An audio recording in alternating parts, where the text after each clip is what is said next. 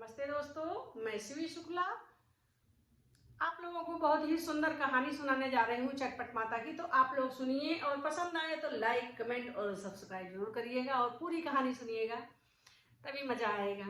एक माँ बेटे होते हैं और एक ही बेटा होता है, उसकी शादी कर देती है माँ।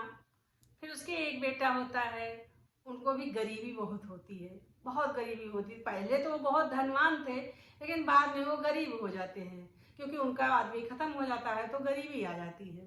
फिर क्या होता है, घर में जो है खाने को नहीं अटता है, कपड़ा नहीं अटता है, बेटा भी पढ़ने लायक हो गया, उसकी भी खर्चा नहीं पूरी होती है तो बेटा परदेश चला जाता है कमाने के लिए। घर में बहुत गरीबी रहती है, बेटा कमाने के लिए चले जाता है। घर में रहते हैं 3 लोग, बहू, पोता और दादी। 3 लोग रहते हैं, किसी तरह से सूखा रूखा खा के अपना घर चलाती हैं। उसके बाद में क्या होता है कि फटे कपड़े पहने रहते हैं, बच्चा भी स्कूल जाने लायक का हो गया है और वो पिता जो है, बेटा बूढ़ा माता का, वो कमाने के लिए जाता है, वो भी अपना घर बार सब चीज़ भूल जाता है और वो कोई खबर नहीं लेता है कि मेरे एक बेटा है, मेरी बीवी है, मेरी बूढ़ी माँ है। बहुत परेशानी घर पे रहती है। अब बीवी तो रो रही कि मेरा पति नहीं आया, बेटा रो रहा मेरे पापा नहीं है, माँ रो रही कि मेरा बेटा नहीं आया है। तीनों लोग परेशान रहते हैं, बिलखते रोते हैं, सब परेशान रहते हैं। इतना परेशान रहते हैं कि कुछ समझ में नहीं आता कि क्या करें। भगवान, गरीबी ही थी तो चलो सब लोग साथ में रहते थे, जो भी रूखा सूखा मिलता था खाते थे, प्रेम से सो जाते थे। पर मेरा बेटा तो कह रहा था कि मैं गरीबी हटाने के लिए परदेश जा रहा हूँ और वहां से उसने कुछ पैसे भी नहीं भेजे, कोई हाल खबर नहीं भेजा। पता नहीं मेरा बेटा जिंदा है भी कि खत्म हो गया, भगवान जाने। बूढ़ा माता ऐसे इंतजार करती है, पत्नी इंतजार करती है। इंतजार तो रहता ही है कि कहीं न कहीं मेरा आदमी, मेरा बेटा, मेरा बाप होगा, कभी न कभी तो आएगा। लेकिन बस एक वो आशा होती है, विश्वास नहीं होता पूरा कि हाँ है। एक दिन क्या होता है, बहू के मायके से आता है, बुलावा आता है कि छठ माता की पूजा है और बेटी तुमको आना है। बहू कहती है ठीक है आएंगे, ये तो कह देती है। उसके बाद में सास से कहती है कि सासू माँ मैं कैसे जाऊँ, मेरे पास तो कपड़े नहीं है, मैं क्या पहन के जाऊँ, फटा पुराना कपड़ा है और माता की पूजा में जाना भी जरूरी है, पर मैं कैसे जाऊँ। बहू कहती है कि माँ कोई न कोई तो व्यवस्था करनी ही पड़ेगी। तो माँ कहती है कि बेटा मैं क्या कर सकती हूँ, मैं तो बूढ़ी हो गई हूँ, मेरी आंखें भी पथरा गई हैं रोते रोते, मेरा दिमाग भी कम हो गया है, मुझे तो कुछ समझ में नहीं आता कि मैं करूँ तो क्या करूँ और कैसे तुम्हारी व्यवस्था करूँ कि तुम वहाँ पे जाओ अपने मैके में और कैसे इज्जत बचाओ, कैसे छठ माता की पूजा में शामिल हो, ये सब सोचती हैं। फिर वो कहती मेरे मन में एक बात आ रही है। माँ बोली क्या? बोली जो हमारे यहाँ पहले साहूकार थे, जिनके यहाँ से हम कपड़ा लाते थे, क्यों ना हम अपने बेटे को जाके वहीं पे गिरव रख देते हैं, वहां से कपड़ा लेके पहन के मायके चले जाते हैं। उसके बाद में फिर जो भगवान कराएंगे वो किया जाएगा।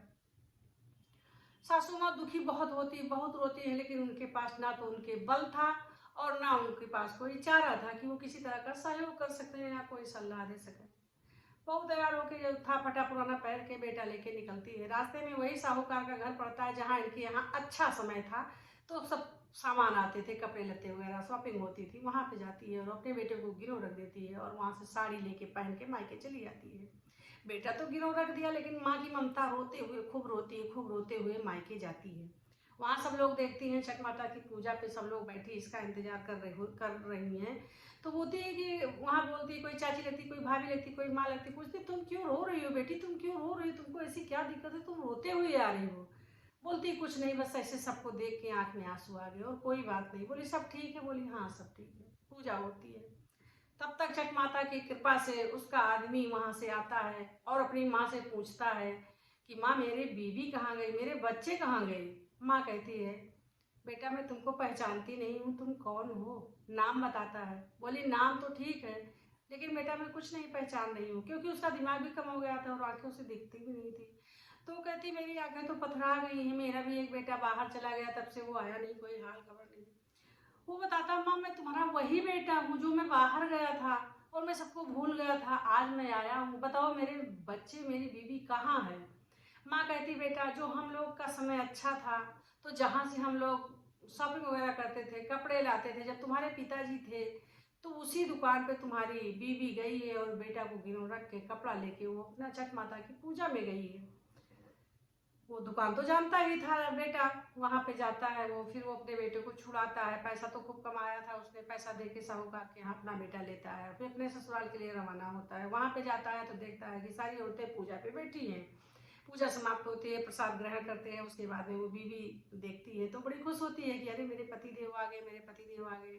पूछती है कैसे क्या हुआ, ये बेटा कैसे लाए, क्या हुआ, कैसे क्या हुआ, तुमको कैसे पता चला। तो वो बताता है घर पे गए तो माँ ने ऐसे ऐसे बताया, सारा चीज़ किया, बेटे को मैं छुड़ा के ला रहा हूँ।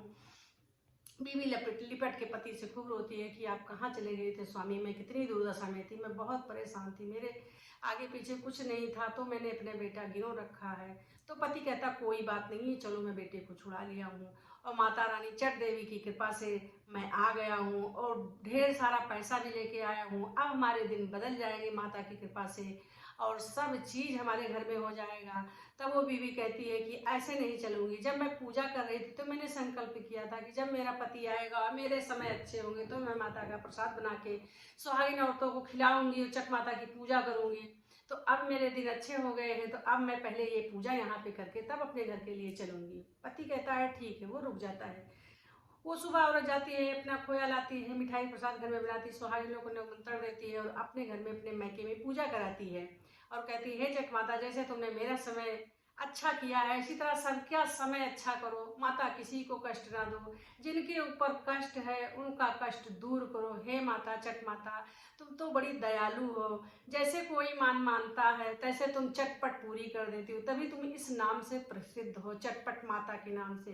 क्योंकि मैंने जैसे ही दिमाग में अपने ये बात लाई और हमने हाथ जोड़ा कि हे माता, जैसे मेरी मनोकामना पूर्ण करोगी, मैं तुरंत अपना आपको प्रसाद भोग लगाऊंगी और आपकी पूजा कराऊंगी। तो माता, जैसे आपने मेरा मनोकामना पूर्ण किया है, ऐसे सबकी करना माता जी, जैसे मेरे दिन अच्छे हुए हैं ऐसे सबके हो माता।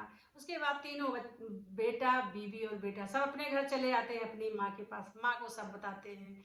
माँ बड़ी खुश होती है और बेटे को चिपका के खूब रोती है, कहती अब मेरे बेटे पोते बहू मुझे छोड़ के कहीं नहीं जाएंगे, यहीं पे रहेंगे, हम लोग अच्छे से रहेंगे और सब अच्छे से खाएंगे पिएंगे। भगवान चट माता, माता रानी ने मेरे ऊपर काफ़ी दया किया है, मेरे बिगड़े हुए दिन फिर से बना दिया है। तो चट माता ने जैसे उनकी मनोकामना पूर्ण की, जैसे उनकी बिगड़ी बनाई वैसे सबकी बिगड़ी बनाए। बोलो चटपट माता की जय।